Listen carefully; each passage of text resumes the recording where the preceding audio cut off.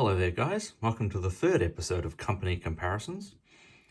Following on from the style of the previous episode, today I'm going to be comparing the 2005 Papo Standing Rex and the Running Rex from 2012.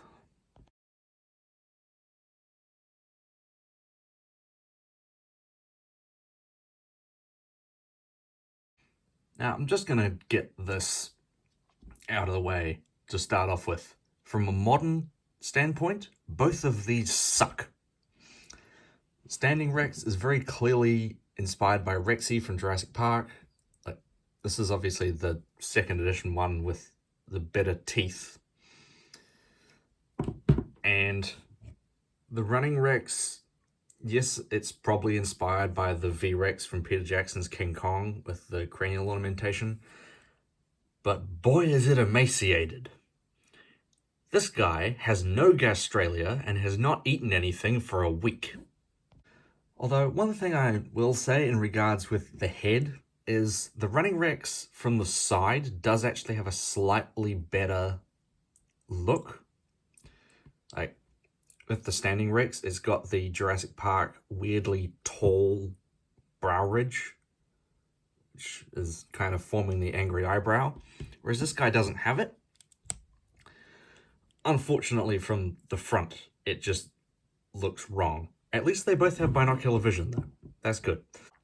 I think the Running Rex actually has better arms, like when it comes to the muscles, and the hands are almost oriented correctly. At least they're not facing directly straight down, but they're still technically pronated. Also, the pose is better. I really don't like the pose of this thing because of, puppeting reasons, as opposed to this guy, which is in a much better pose. Granted, it is probably implying much more cursoriality than a real T-Rex would have.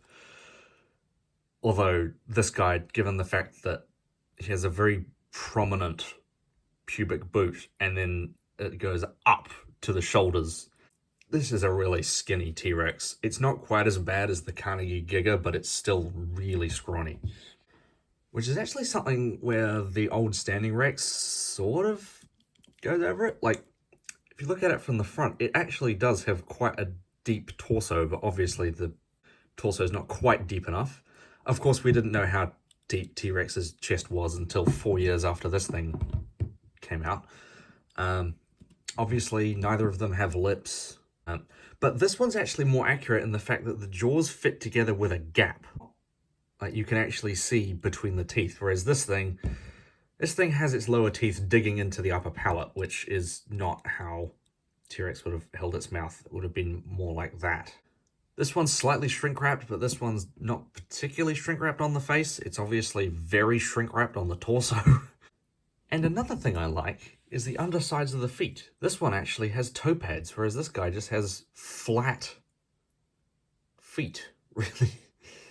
Like, it's got the implication of foot pads, but they don't exist, whereas this thing, it really has toe pads, and they're sort of deforming against the ground as it moves. This implies a real active animal.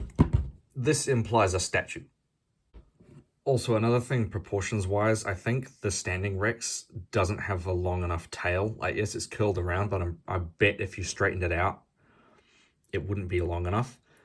There's also the fact that I think this guy is in 135 scale and this is in 140.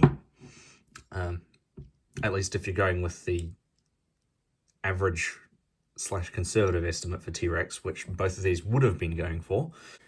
Although this one does actually have a more prominent jugal, probably because of Rexy. So, honestly, I think these are going to be pretty close. This one does have slightly better muscle, I guess. This one's better proportioned, but it's also horrendously emaciated. They both have their pros and cons, so I think they're going to have to rate about the same because they cancel each other out. So, I think pros outweigh the cons for comparing these, so it's going to have to be a draw. Although, based on what I have seen, they are both slightly better than the feathered T-Rex, but we shall see. So, with that out of the way, thanks for watching, and I guess I'll see you next time.